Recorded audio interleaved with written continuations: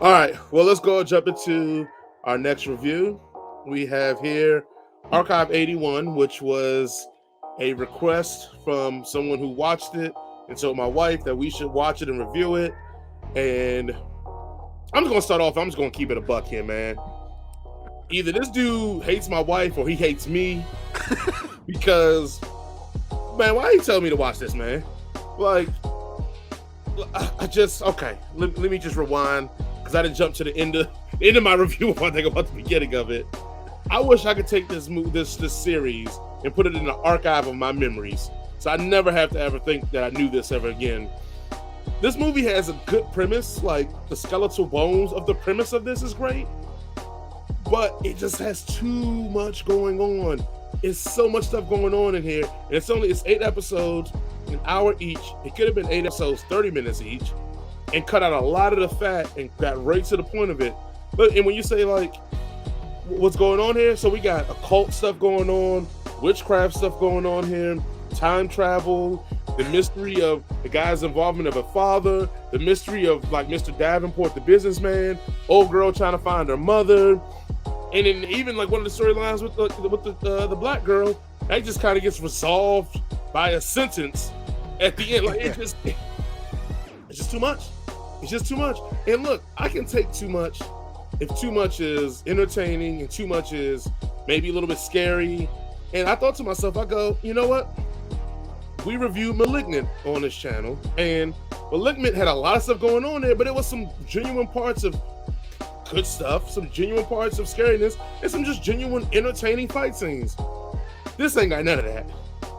It ain't got none of that. And then like the only parts that would keep you mystified or keep you holding on is that when the black dude, Danny, his friend, I guess Mark, would try to find somebody, and he would kind of find them, but then the point it got to that like Mark could find everybody.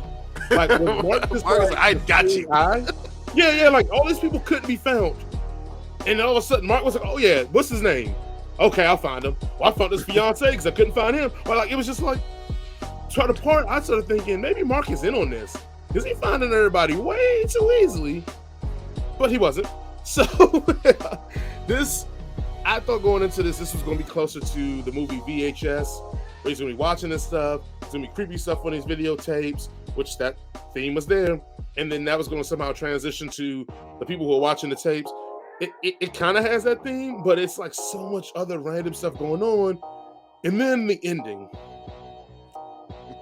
I because when I do my reviews, I try not to listen to other people's reviews and other things. I try to just get my own mind of how I feel about it, my gut reaction. And even when I watch something, ladies and gentlemen, I don't initially just go down and write a review. I let things sit with me and wash over me like a day. And then I sit down and write my reviews of it because I don't want to be biased by like maybe with the environment I was watching it in or whatever, or maybe something left a bad taste in my mouth and I forget about the totality of it. Nah, bruh. Like, bro, how you just go through the door? Like, because we don't know what happened. It's just like, this happens, homegirl gets snatched. Bro, I could just walk behind and it was just like, nope, why are you trying to pull her away from the... I don't get it, and I don't want to ruin it for the people who watch it, but it's like one of the points in the end, the main character that we follow makes a decision that I just don't understand. It doesn't make any sense to me. But so that even hurt me even more. The worst part about this is kind of what what Jason said about Moonfall. It just isn't entertaining. Like I had to numerous times wake myself up and rewind because I fell asleep and thought I missed some stuff. Because it is a slow burn, but it's not even a slow burn like The Witch or Hereditary or Midsummer, where it's like, where the slow burn is just ramping up tension. You feel like it's just twisting. It isn't like we talk about, well, I guess I can use my word. You ready? It wasn't Ozarkian. Where it's a slow burn, but the tension ramps up as it keeps going. Nah, it just was like, okay, watch some videos. Man, that's weird. And then, the people who made it realized that it wasn't entertaining and nothing fun was going on, because then they want to give you a little demon face. Like, oh, it's so boring. Now we woke you up, right? And it's like, I don't care. And they didn't even do it in like a jump scary way either. They're like, it's so telegraphed that just like, oh, here comes the demon face. Oh, okay, that's not scary at all. Okay, well, back to them sitting around doing nothing. for the next 8 first episodes. thing you do is make things that I don't care anymore. So, Jason, what were your thoughts on Archive 81? This shit is boring. I fell asleep a few times trying to watch. This was a chore to watch. There was nothing about this that I was like, okay, I need to watch the next episode. Okay, I need to go to the next episode. This was literally a chore to watch. This was the first time doing our podcast that I felt like I was doing work. This was work for me. I must rather go back to my real job and do that than watch this fucking show. Right? At some points in this thing, people's obsession with trying to be like right overweighs their common sense, and it goes both for the main character Danny as well as the followed character, whatever, Miranda, what was her name? Melody, yeah. Where they are confronting people who they know to be bad people and just straight up telling them everything they know about them, and then expecting them to just be like, "You're cool with that, right?" Like, but I'm gonna go. And it's like, and then never actually, follow through with the leaving part. And it's to continue to be like, oh yeah, I definitely know you're a murderer. And yeah, I'm definitely in this room alone with you, the murderer. But I'm going to sit here and tell you to your face that you're a murderer. And then I'm going to walk away thinking that you're not going to murder me or do anything to me. At Parsons, I was like, I must have missed something because. But she confronts everybody with the video recorder, and they're all perfectly fine being recorded, being bad people. And I must have missed something because when the whole how everything was supposed to happen came about, I was like, I missed what the parts are. I didn't understand the witches, the ones that sealed him away. I did not. I totally did not see where they said that was a thing. I just thought they were all a part of the same stuff. And so when it turns out that something happens and the person comes back oh, I know what to do, I was like, do you? You knew this whole entire time? I don't know what to do, and I've watched 8 episodes of this shit. I don't know how this is gonna happen. It's just such a chore to watch. The premise of it is that the people that were doing it, because they never had the proper set of let's just call it a set of witches to do the spell, were always doing it incorrectly, which in turn meant that's why the losses were happening. Yeah. And so this one that knew how to do it does it, for the purposes of whatever. But I guess my mindset is one, how come, let's be real, the best part of this, the thing should have ended with the demon they teased for all 7 episodes should have been trying to get that ass at the end. Yeah. Because it was open. But instead, we didn't get none of that. We didn't get the demon wasn't even scary. Nope. There's no jump scares, nothing to really make you feel anything. It's just 2 characters, and I want to say it's nice that we have a sci-fi show, a horror show starring a black male lead, but it's just he's not compelling enough to follow the show along. The lady that he's watching, whose tapes he's restoring, isn't compelling enough for us to care about her. She's just doing the stupid you don't need to move into a building to find out about the people in the building. They let you in and you can just walk them out. And once you did and started to see all this creepy shit happening, leave. And and it's just none of this is compelling enough for me to recommend it anymore. It was just if you want to be bored for 8 hours straight, here you go. Or you can just, I don't know, do something else. What was the shit with hey, the sister can't play those notes on the piano? How'd she even know that? How did he even know? Because he didn't even know until the end that it was even thinking. He still didn't really believe her. Right. He didn't know.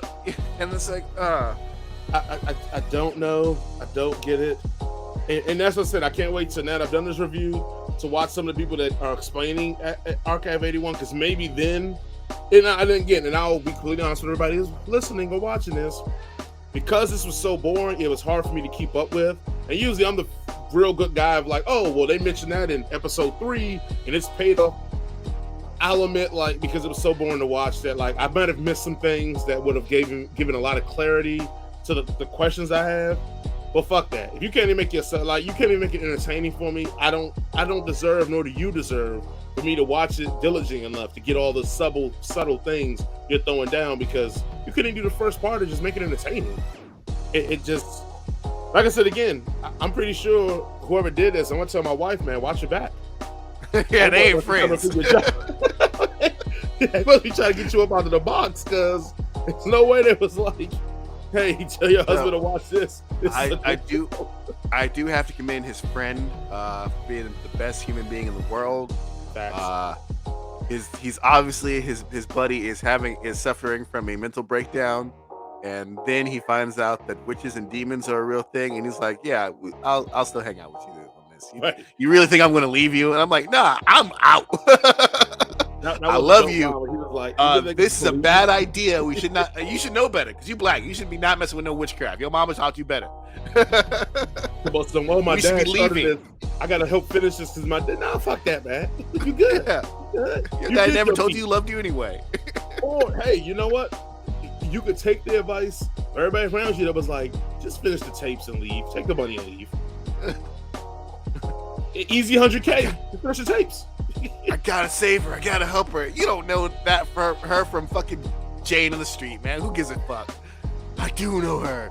She's in my mind, and my dad knew her. How are we even doing this? Now I understand what Louis Farrakhan been talking about. You know, y'all need to stay away from these white women. What was with the dude writing in all the notebooks? Like, did that ever pay off either? Like, I don't. Nope. It's a lot, man. Found out that he went crazy, but they didn't even say what happened to him. Nope. Get him. Well, we know why. They did show what happened to him, but like we never knew all the stuff that he left behind. How does that connect into any of the stuff that's going on? Why were we watching the soap operas and catalog them? That seems like a dumb thing to make people do. Like, write down everything this person has videotaped over the last 50 years. Yeah, of soap operas. Y'all can just go on the fucking Wikipedia and see what the episodes are. The soaps were talking to her. Oh, Jesus. We're spending way too much time this movie deserves. Let's go ahead. I do have to say that the one part where I was like, okay, this is actually pretty interesting is when the lady clawed her face out. Yes. At the seance. That was actually it was actually pretty gory. The only thing that happens to Vinny Gore in this whole entire thing. And like that one scene was actually pretty suspenseful. And then it got undercut by Chick being selfish and Chick in the hospital, and you're like, yeah, can you finish telling me what you were going to tell me? Bitch, like, I just gouged my eyes out. You think I want to do this again? All right, let's jump to the finish. What do you give Archive 81? This, God, I don't want to be mad and be mean because, you know, unlike Moonfall, this is not made by like a major Hollywood director. But this is so boring. I can't recommend this to anybody. This is a 1. Yeah, I mean, remember I told that 80%? Yeah, we're right here. I would give it lower, and only reason I'm not giving it lower is because my wife still has to work with the person who suggested this. So I'm just gonna say it's a 1. And that's just me being polite, because I really want to I want to really want to push the scale into negative numbers here. So people avoid this like the plague. Actually, a friend of mine was like, oh, because Jason was there with me. He goes, yeah, I have that on my list. Should I watch that? And we was like, unless you got like 8 hours that you're just trying to throw away for the rest of your life, yeah, go for it. Yeah. You know what? You can do anything else. You know what? You can go and do heroin for 8 hours, and this will be a better use of your time. All right? You can look at a wall that you just painted and watch the paint dry, and it'll be a better use of your time than watching this show. Or you could go order a case of Nerd Focus, link in the description, and then you could do something worth your time. Or you could drink Nerd Focus so you can stay awake while watching Archive. Yeah, definitely need one of these during that fucking show. Just to keep awake. It put me to sleep. I woke up like,